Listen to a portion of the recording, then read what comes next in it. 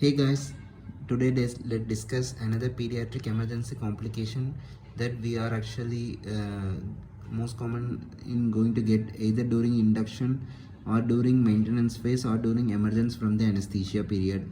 The most common complication is laryngospasm. So laryngospasm is nothing but actually your sustained closure of the vocal cords, your sustained closure of the vocal cords. Why this is sustained closure of the vocal cords? Because of this sustained contraction of the glottic muscles most commonly your adductor muscles of the vocal cords causes sustained contraction, which may result in sustained closure of the vocal cords, resulting in the partial or complete loss of patient airway. This is the major definition. This what is laryngospasm is nothing but there occurs some stimulus to the child which may resulting in contraction of the adductor muscles of the vocal cords. Most common adductors are posterior cricoarytenoid, lateral cricoarytenoid, thyroarytenoid muscle. Because of this contraction of these muscles, it causes adduction of the vocal cords and it further result in the partial or complete loss of the patient airway. Okay, so this is the laryngospasm. Laryngospasm is actually of two types. What is this? One is partial laryngospasm, another one is complete laryngospasm. What is the difference between partial and complete laryngospasm is here most commonly supraglottic obstruction will be there in partial laryngospasm, whereas glottic opening is fine. Supraglottic abnormality, that is means there is obstruction is there.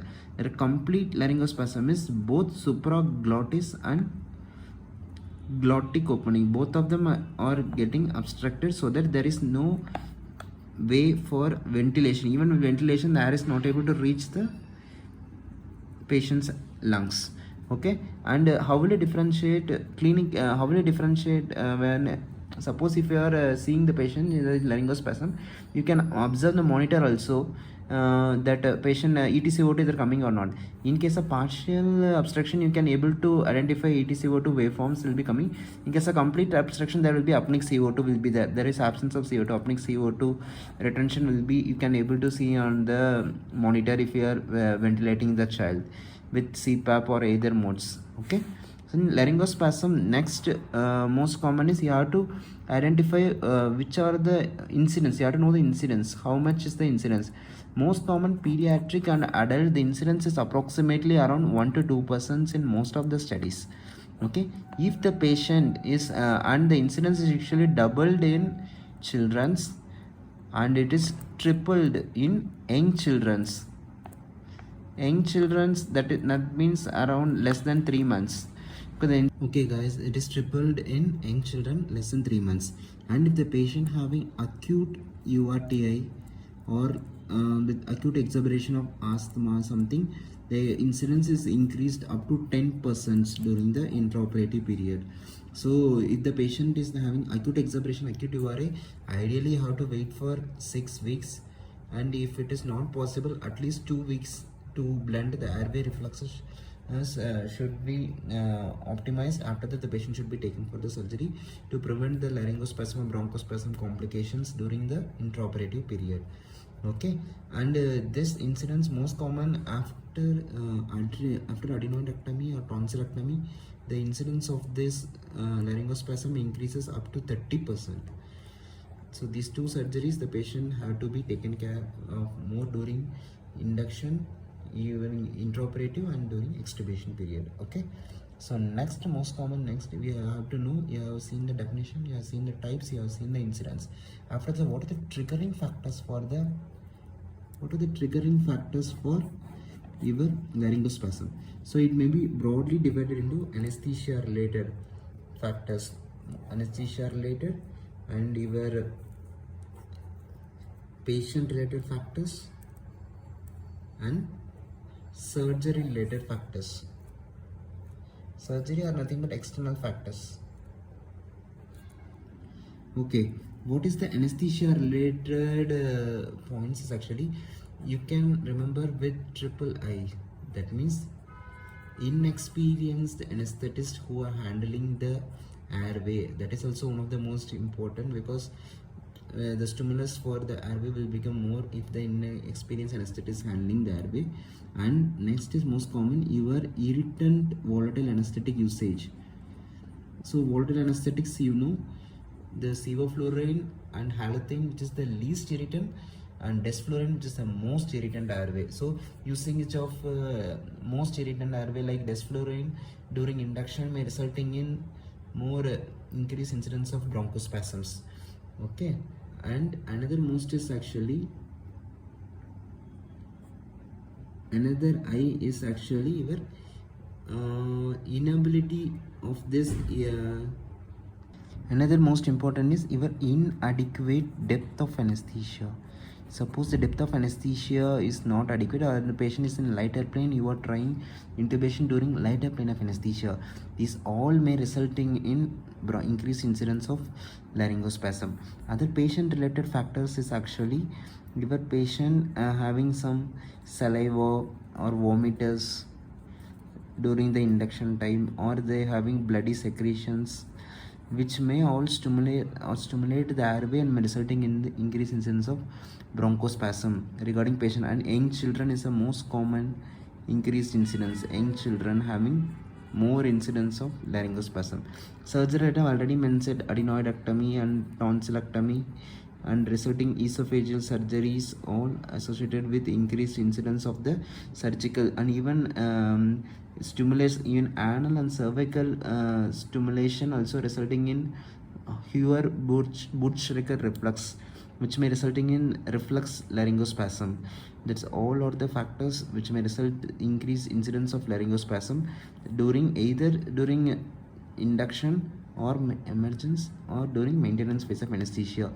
Actually, laryngospasm is a primary primitive protective reflex of the airway which prevents aspiration of the gastric contents. When it and the reflex is gone, means it is resulting in increased risk of aspiration, and if the laryngospasm is not treated, it may result further in desaturation and even cardiac arrest, arrhythmias, cardiac arrest, everything will happen with the laryngospasm.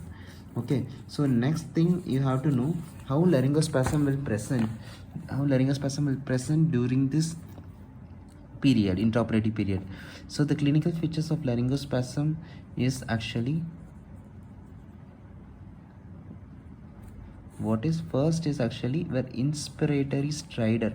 The child will be having inspiratory stridor. During the inspiratory phase, there is a deep harsh voice.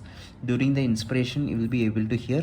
Next is actually you will be able to see the use of accessory muscles of respiration. Accessory muscles of respiration usage is more, that is accessory muscle is what is tracheal tug, our intercostal recession and your subcostal recession, everything will be seen. Next, your paradoxical respiration, that is during inspiration it will go, chest wall will retract inside, and expiration and it will go outside. That paradoxical movement of respiration you will be able to see.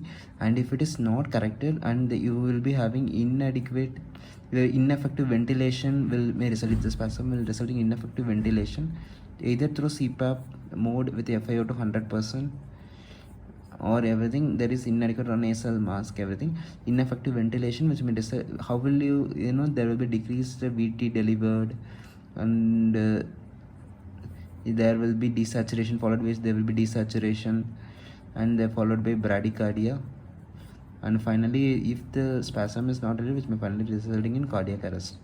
And in fetus, actually in pediatric age group, the onset of hypoxemia is very faster actually. So within a few seconds the patient will desaturate and will reach the lower limit of SpO2. So you have to take care at the early stage itself and do the treatment, appropriate treatment at that stage itself. Okay, so how will you now know the clinical features? Then how will you manage the child when the child presents with bronchospasm, and how will you manage that child? So bronchospasm management is we have more, either I told during 3 phases, whichever phase it can happen. Main thing is you have to prevent the refluxes, whichever triggering factor is present. I already mentioned triggering factor, natural patient, you have to first prevent the triggering factors. Okay, whichever the triggering factor is, prevent the triggering factor first, followed by which next what will you do is actually first initial you have to go any oral secretion, airway or blood secretion, anything is there, or a saliva, vomitus, suctioning of the airway with limited pressure, whichever stimulus is there, you have to remove the stimulus, followed by which either CPAP with FiO2 of 100%. Okay, FiO2 100% should be delivered either through the mask, through the mask, or else you can with APL valve little closure, we can deliver the CPAP of adequate to open up the closed glottic opening and deliver the airway to the patient.